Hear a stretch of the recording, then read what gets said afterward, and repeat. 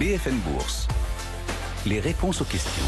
Chaque jour, vos questions trouvent leurs réponses, les réponses de nos experts sur l'ensemble de vos enjeux patrimoniaux. Valérie Benz vient de nous rejoindre, responsable des études patrimoniales pour l'UFF. Bonjour Valérie. Bonjour Guillaume. Êtes-vous prête? Oui, absolument. On va démarrer avec cette première question donc de Carole qui nous demande, c'est une question de saison en plus, comment diminuer son impôt sur le revenu d'ici à la fin de l'année?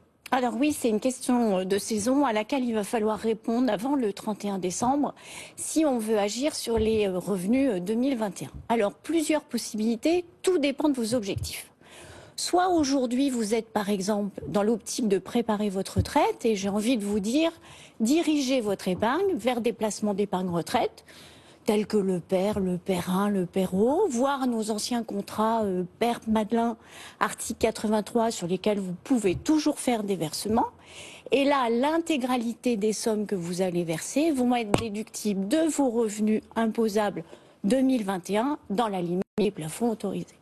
Première idée. Première idée. Deuxième idée, vous avez l'objectif de diversifier vos placements. Et là, vous pouvez vous diriger vers des placements de type FIP, SCPI, qui, eux, vont vous donner droit à une réduction d'impôt.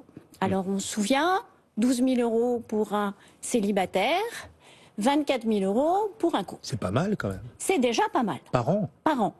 Donc, ce sera 25% de ces sommes-là. Bien. Deuxième cas de figure, vous pouvez aussi aller vers des Sofica.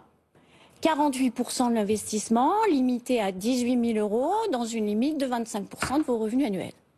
Et puis, une petite cerise sur le gâteau, il y a des choses intéressantes, allons-y, comme les parts de groupements forestiers qui, eux aussi, outre la réduction d'impôt, peuvent aussi générer dans la durée une réduction d'impôt au titre de la transmission de vos biens, puisque seulement 25% de la valeur du groupement forestier rentrera dans la succession. Donc une exonération de 75% sur cette valeur.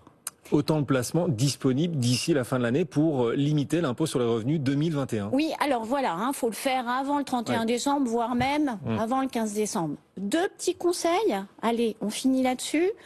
Attention au plafonnement des avantages fiscaux.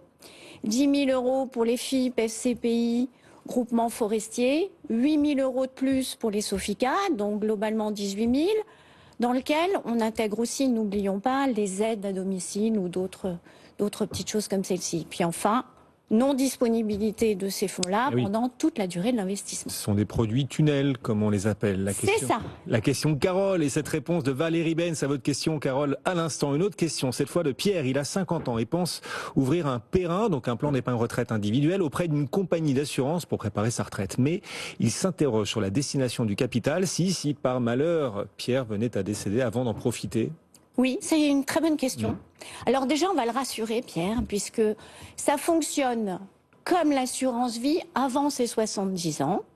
Et dans tous les cas, même après ses 70 ans, les fonds iront en effet aux personnes qu'il aura désignées. Donc avant 70 ans, c'est très simple.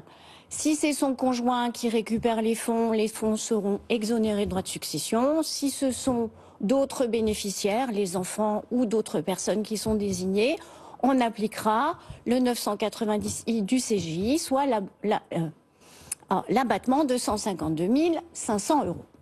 Là où c'est un petit peu plus compliqué et spécifique au PER1... Je me disais, c'est simple. C'est trop simple. C'est trop simple, vous avez raison. Alors, après, c'est intéressant puisque ça nous permet aussi de nous poser des questions. Là où c'est un tout petit peu plus compliqué, c'est à partir du moment où vous allez atteindre l'âge de 70 ans. Donc en fait, Pierre, jusqu'à 69 ans, il ne se pose pas de questions. À 69 ans, il se dit comment les choses peuvent évoluer, qu'est-ce que j'ai fait par ailleurs? Et il fait ce qu'on appelle un bilan successoral. Pourquoi? Parce que le PER1 fonctionne différemment de l'assurance vie. Toutes les sommes qui auront été versées sur le PER1, qu'elles aient été versées avant ou après les 70 ans, en effet, de Pierre, elles seront soumises aux droits de succession, moins 30 500 €. Ah d'accord. OK ?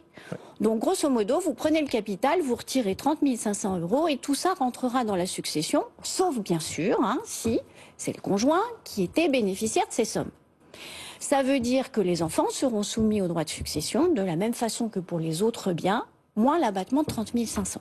Alors vous allez me dire, allons-y, à 69 ans, je retire mes fonds et je les place en effet sur un contrat d'assurance vie. Oui, Mais au moment où Pierre va les retirer, on se souvient.